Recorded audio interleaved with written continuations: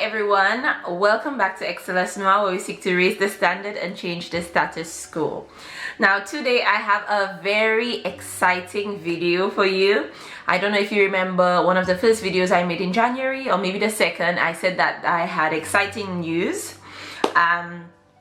So I want to share with you the news in the video, and I also want to talk about my experience from the time I moved here to now. So if you are new, welcome to my channel. I share my life with you since I moved from St. Lucia to the UK in 2019. And if you are coming back, guys, you know you're always welcome. Let's enjoy the video and let's chat in the comments. So by the thumbnail on the title of the video, you would have known that I recently got promoted to a band 6. And I know for some people that might not be a big deal, but for me it is a big deal because you guys know I'm all for career progression, I'm all for development, I'm all for moving upwards. That is the whole theme of my life. Not just, I don't really focus only on career, but I want to be able to develop as an individual. And I can see myself, like, if I have to compare the person I was a few years ago to now, I can see all of the changes that I have made, and I'm very proud of myself. Now, if there's one thing about me, let me tell you, I will be proud of myself. I will celebrate myself. I've always been that way.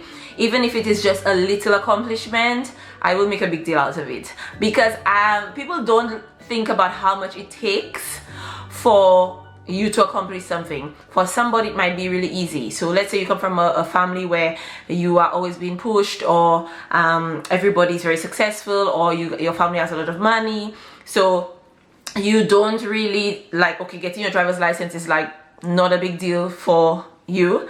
For me, when I got my driver's license for the first time, it was a big deal for me because I was the first person in my family to get my driver's license. I'm the third, and so I was the first one to get my driver's license. And then I also was, when I got my driver's license here, it was very a proud moment for me because I got it the first time, and I had a big fear. Like, I was really afraid of the roads. Even when I used to be on a vehicle, on a bus, I used to be so fearful, thinking I would never be able to drive on the road. So I am proud for the smallest things. But anyways, let's get into the video. So when I moved here in 2019, it was June of 2019, I was a band 4.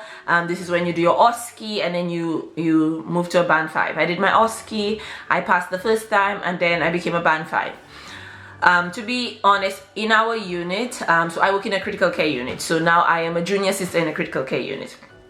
So we had our 6 weeks of supernumerary where you'd be working with somebody and you'd be supported. We had our step 1 competencies. So if you work in critical care anywhere else, you would know about step 1 competencies. So we had that to complete within the first year of being there. Now I started well, you know, like you guys know me, I started well. I had my plan for when I would do this, when I would study that, and we would have to study the topic, then explain it to one of the senior members of the team, like a band 6 or band 7, and they will sign you off.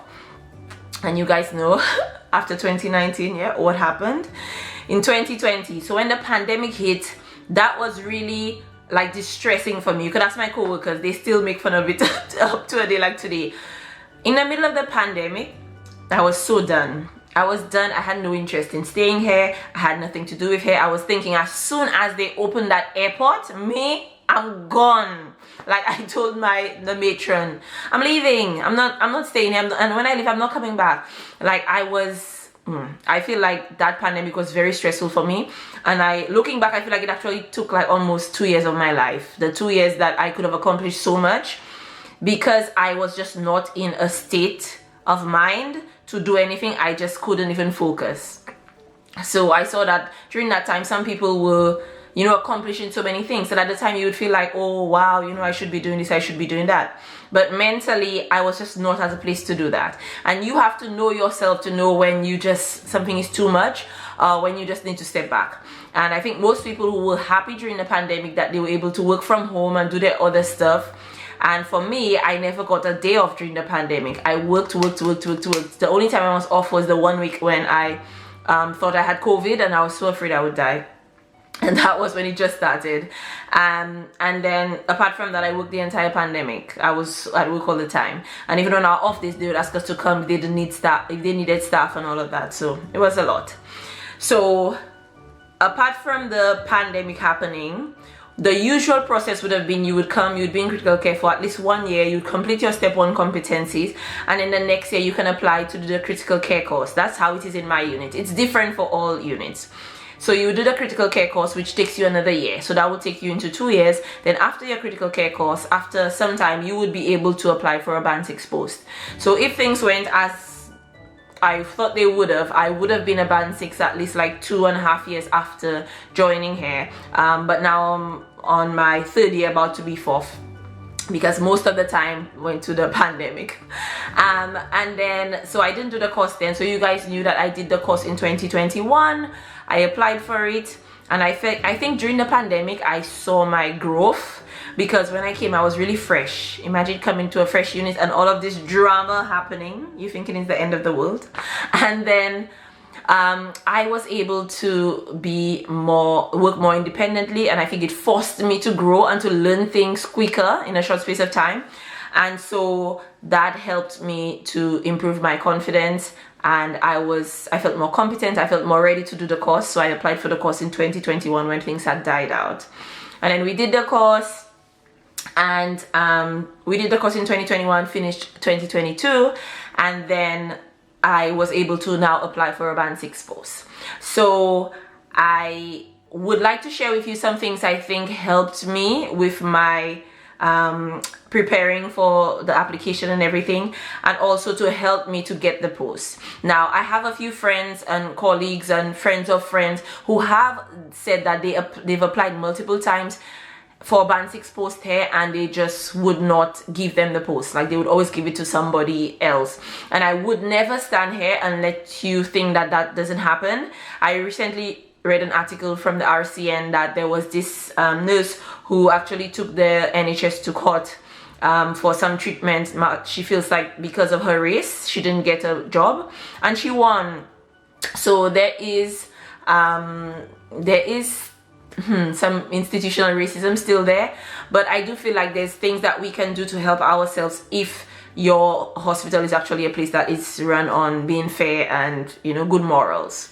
So for me, while I was doing the course, it was challenging, but I tried to apply the things that I was learning on the unit. So I tried to make myself seen. So I tried to make sure that I'm practicing the way I'm supposed to, I'm supporting people, and also supporting the senior member of, you know, the staff on shift. So if it's the nurse in charge or whoever it is on shift, you try to support them, because I believe if you are going to be applying for a role, if you're going to be like, okay, you want to become a bus driver, right?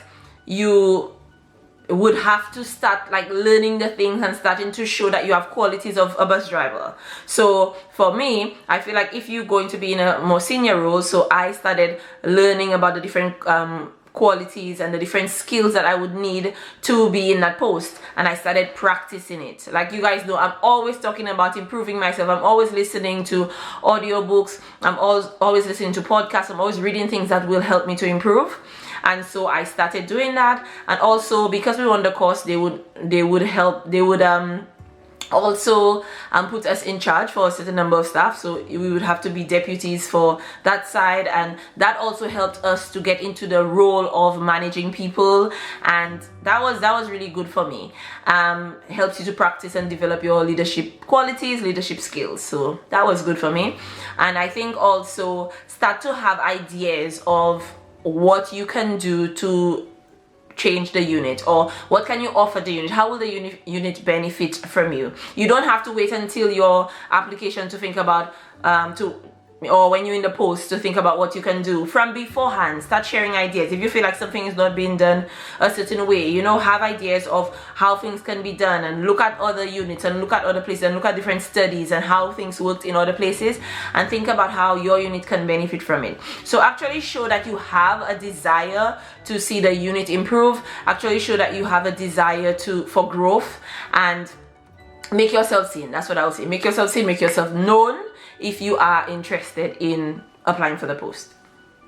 And finally, I prepared for my interview. So make sure you're doing all your preparation. One of my friends, she was the one who told me make sure you prepare. She was a band 5 and she applied for a band 7 role and she got it because she did all of her research and she really prepared for the interview. So I will share with you some of the questions I practiced.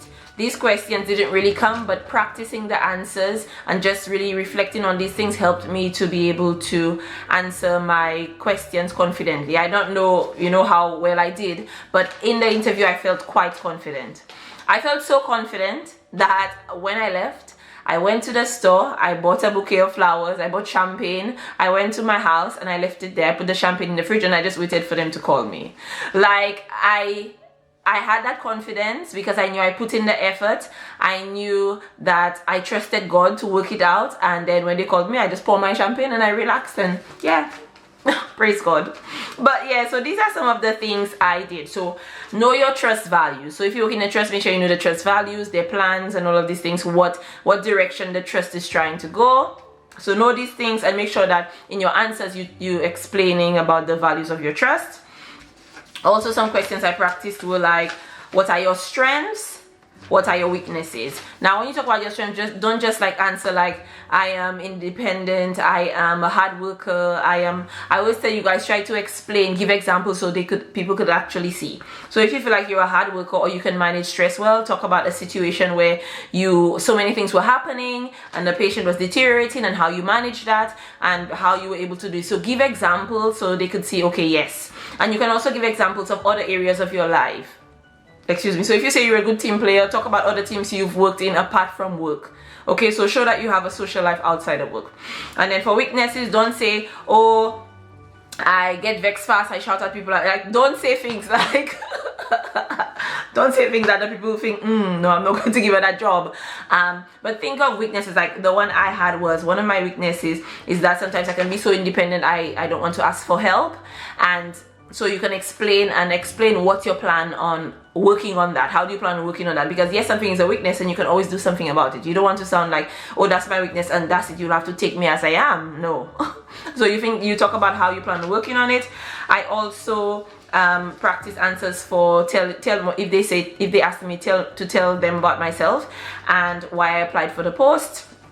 So I practiced the answer where you can sell yourself, your best qualities, how can the unit benefit from you, and what can you benefit from the unit. So you want to make sure you explain these things. And what do you expect to do? So what are your duties and responsibilities? So make sure you go through the job description. When they put out the post, make sure you read through it and you answer all of these questions. How do you deal with like difficult family? How you deal with there's an issue on the unit? What does it mean to give like compassionate care? How do you handle stress?